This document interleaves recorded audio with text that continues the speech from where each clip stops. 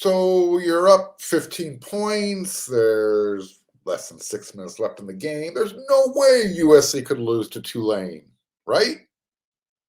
Right? You are Locked On Trojans, your daily podcast on the USC Trojans, part of the Locked On Podcast Network, your team every day.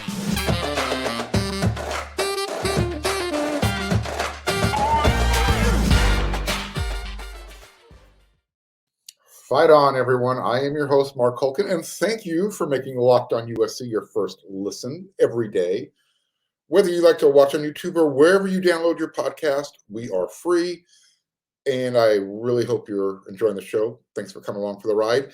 If you're watching on YouTube, do me a favor, hit that red subscribe button. It means a lot. And to those of you who already have, thank you so much. All right. What the hell just happened? Explain to me. And I'm gonna use a term that Pac-12 fans will understand, and most college football fans will understand. I'm gonna use a slang term here. How in the heck did USC coog that game away? They cooged it. I'm going to tell you how you blow a 15-point lead in a minute, because that's about how long it took. But first, I want to remind everyone what I said on yesterday's first episode of Locked On USC 2023. If you remember, if you watched the show, and if not, go back and watch it. I said I needed a resolution from Alex Grinch, defensive coordinator for USC, to never allow another team to embarrass his defense the way Utah did, as well as some other teams, but to a much lesser extent, ever again. And I'm talking about what the Utah Utes did to USC in the Pac-12 Conference Championship game back on December 2nd, 2022, last year. You'll also remember, if you watched the show yesterday, from yesterday's show, that I read from the book of Riley, chapter and verse, 12-2-22, Conference Championship game. Lincoln Riley made a vow, and he made this vow just a few days ago, but his vow was talking about what happened in the Pac-12 Conference Championship game. Quote, that football game, we got away from a lot of what we had done well to be in that football game. And we tried to identify the reasons of why that happened and why some of the trust in what we were doing wasn't there, specifically in the second half. And we've tried to learn from it and kind of vowed to be better in this game and to be the team that we were the previous 12 games. In other words, looking forward to the Cotton Bowl. And so that's been a big point of emphasis for us. We certainly vowed to not repeat that again, end quote. Those were Lincoln Riley's words just 2 days before the Cotton Bowl. So, we still have not heard from Alex Grinch or his resolution. 3 days now, by the time you're watching this episode, into the new year. And we haven't heard from Alex Grinch following the Cotton Bowl. However, his defense got embarrassed even worse than we thought possible. We didn't think it was possible, but it happened. We watched it together, if you saw the game. So back to how you lose what should have been an easy victory. The first thing you do is you put Mario Williams out there to return a kickoff after your defense just surrendered 7 points in less than 30 seconds following a field goal. After settling for a field goal. But it did give you a 15-point lead when Dennis Lynch kicked that 3 points. Problem is, you can't give up a touchdown soon thereafter. So after USC gives up the 7 points, Mario Williams is back there to retrieve the kickoff, and he's running laterally, and he's attempting to signal for a fair catch. But instead of just allowing the ball to, probably go into the end zone for a touchback, or even better, maybe bounce right, left, whichever way you're looking at it on the TV, and go out of bounds and get maybe even a little bit better field position, he's running laterally. He muffs the ball. It goes out of bounds. So now USC gets to start at their 3-yard line. You still with me? Good. You're now backed up against your goal line, and you're using a makeshift offensive line that hasn't opened up holes for the running backs pretty much the entire game. And you now try and run the ball, and all you end up doing is you're getting your running back, Austin Jones, tackled in the end zone for a safety. Now your lead is only 6 points. So now you're forced to, obviously, you have to free kick from your 20. Flashbacks. Tulane now has really good field position. And you're forcing your defense to make a tackle or a stop. And it's something I haven't done all game. And now they give up 2 fourth down conversions.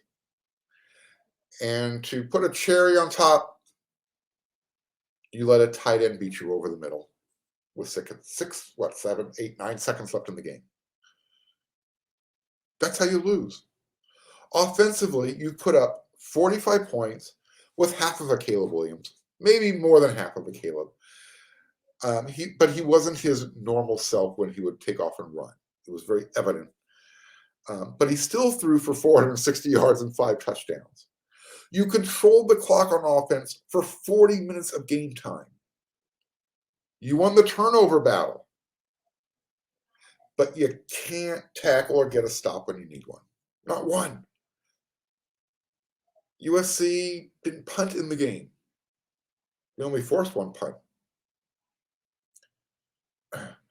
That's how you lose to a team that is just, look, I'm not trying to disrespect Tulane, but I'm trying to be as real about this as possible.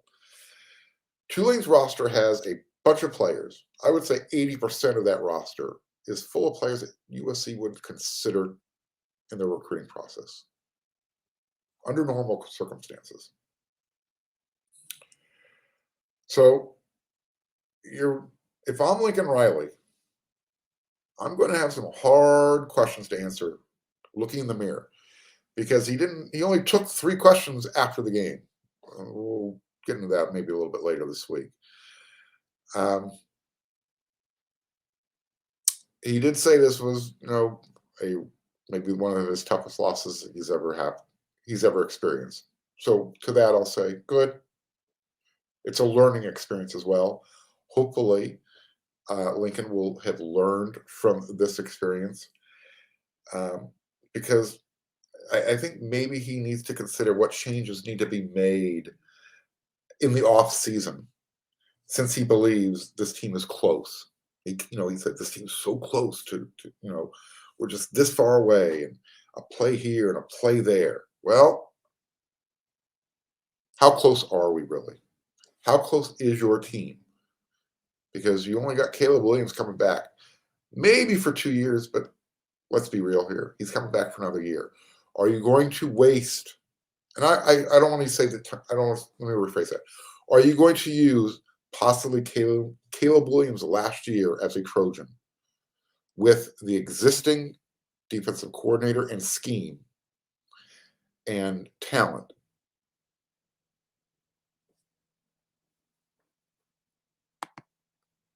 Anyways, these days, every new potential hire can feel like a high-stakes wager for your small business.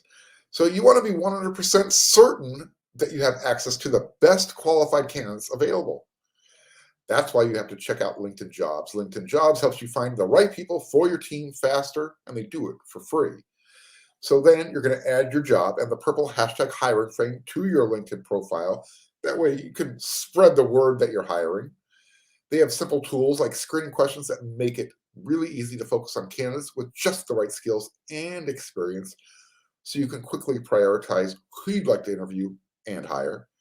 It's why small businesses rate LinkedIn Jobs number one in delivering quality hires versus the leading competitors. LinkedIn Jobs, they'll help you find the qualified candidates you want to talk to faster. Post your job for free at linkedin.com/lockedoncollege. That's linkedin.com/lockedoncollege to post your job for free. Terms and conditions do apply. All right. So once again, thank you for making Locked On USC your first listen every day. Hey, make sure you check out Locked On Sports today. They're going to have the biggest stories around sports world in 20 minutes or less. Probably talk about this game, the Cotton Bowl that USC lost 46-45. Plus, you get instant reactions, game recaps, and Locked On take of the day. Locked On Sports today, available on YouTube and wherever you get your podcasts. So I mentioned USC lost the Cotton Bowl 46-45. They led the game 14-0. They led 28-14. There was really at no point in this game where you felt USC is going to lose this game. Even with as poorly as the defense was playing, you said, hey, you know what? As long as Caleb's out there, they'll get that extra touchdown, those extra points when they needed them. And it didn't happen. Like I said, they couged it. But it was a team effort. Coaching staff, decision-making. Offense not being able to convert down the stretch. Remember, they settled for a field goal. They also attempted a 52-yard field goal when earlier in a drive, they went for it on fourth down. Again, I can continue to pile on the defense, but I look, and we know special teams has been an ongoing question mark throughout the season. So I think everyone knew USC was lacking in certain areas heading into the season. Going into this game, let's just focus on this game, mostly on defense. But, however, the lack of speed and the physicality on either side of the ball, while it was evident during the season, it was just shoved down our throats against Tulane. I mean, that was hard to watch. Going laterally, sideline to sideline, Tulane had better speed on both sides of the ball. And when it came to making tackles and breaking tackles, Tulane was by far, I mean, this isn't even up for debate. They were the more physical of the two squads. Your eyes aren't lying. My eyes aren't lying. We both saw it. We all saw it. That can never happen. So the question is, why did it happen? How much of this falls on the coaching staff, but how much of it is on the talent level? Remember, this is a new coaching staff, so we can't go back to, this is Clay Helton and his group. Yeah, there was a holdover, a couple of holdovers, Dante Williams being one. But there was an infusion of some talent, obviously not enough. The culture changed. We saw it. We felt it. You could hear it. It was noticeable throughout the season. I mean, they won 11 games. Let's not throw the baby out with the bathwater. Let's see the trees through the forest. They were 4-8 last year. They're 11-3 to finish 2022 season. Yeah, they're ending on a 2-game losing streak. Nevertheless, the culture did change.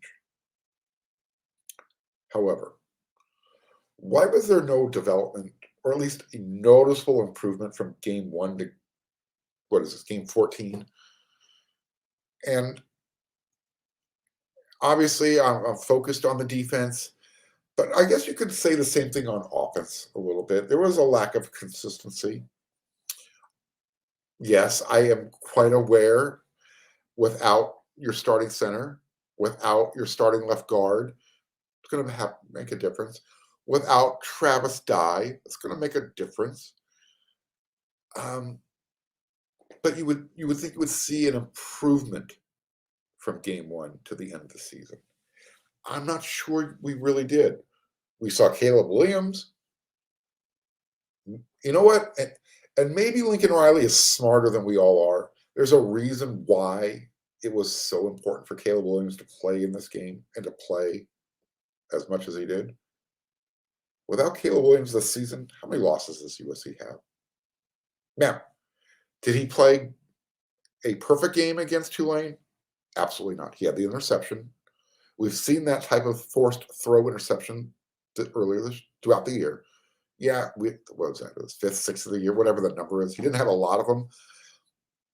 However, he does have a tendency to have a lot of confidence in his throwing arm, and well deserved. He makes throws that very few people can make. However, he also was saved in the Cotton Bowl by his receivers. Brendan Rice, mostly, who, if we're looking for a solid positive besides Caleb, Brendan Rice had probably his best game of his career. What was it? 7 receptions for 106 receptions for 174 yards, 2 touchdowns. But he was showing some strong hands, snatching balls that, for all intents and purposes, probably the defender should have had it had Brendan not made a better play. So kudos. And I think that's what everybody was looking for and waiting for from Brendan all season. We'd seen flashes here and there, but by and far, this was his best game. The wide receivers I thought were solid. But the running game without Travis Dye, we saw it. We saw Austin Jones have a couple of good games, but he doesn't do anything particularly well. He's just a solid player. We saw Rayleigh Brown flash, but again, to quote the great Keith Jackson, the best thing about a freshman, the next year they're sophomores. Rayleigh Brown has to understand that he's not playing at Mater Dei anymore. He's playing Division I football, to quote Dan Hawkins. This isn't intramurals, brother. Everybody at this level is going to be good at the D1 level. So you can't rely on what you think is speed to the outside. You gotta start trusting your guys up front, run behind those guys.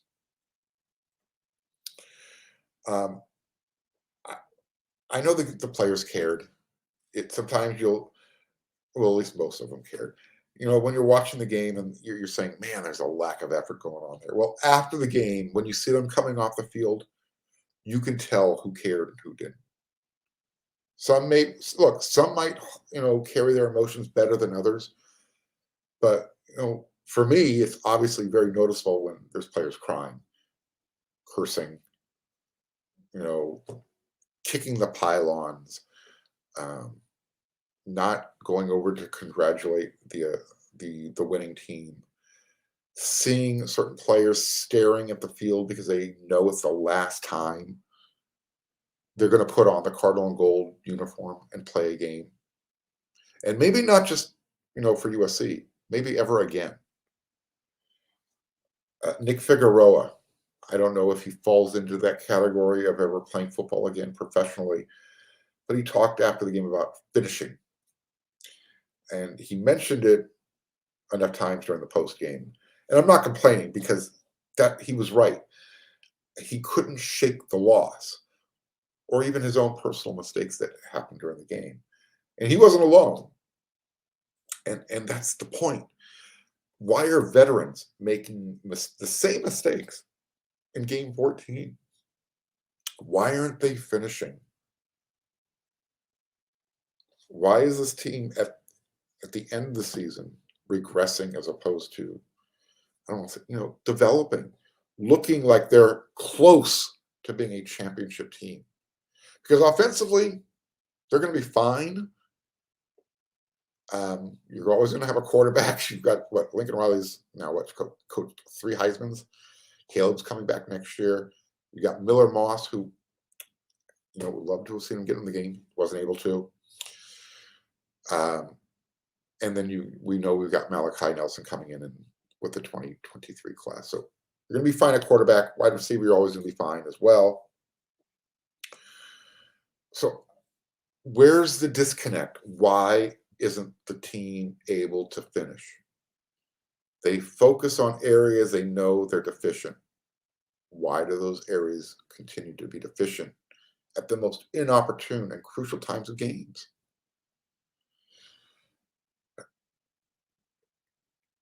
It comes down to, is the coaching and the players, you hope they're on the same page, but how is the message being delivered and how is the message being received? There's a disconnect.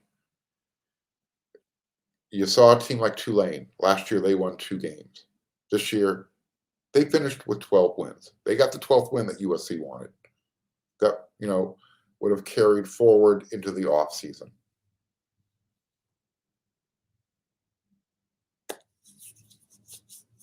Okay. So we got one more segment here before we get out. I want to ask the question.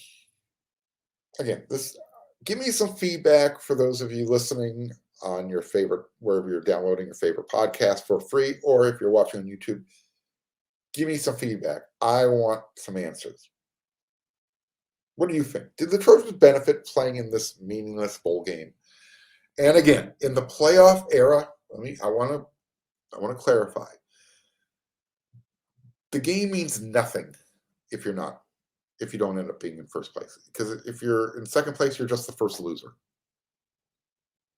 It's a fact. So in the playoff era, the bowl games, unless they're part of the playoff rotation, bowl games themselves, they're meaningless games, kind of like conference championship games.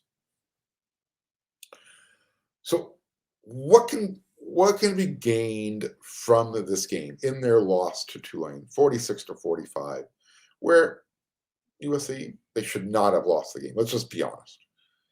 They gave the game away. They imploded offensively, defensively, special teams. How's it going to affect their offseason? We know Trojans need help on defense. Okay. Does Grinch and does Riley's affinity, his loyalty to Grinch, is that going to hinder recruiting?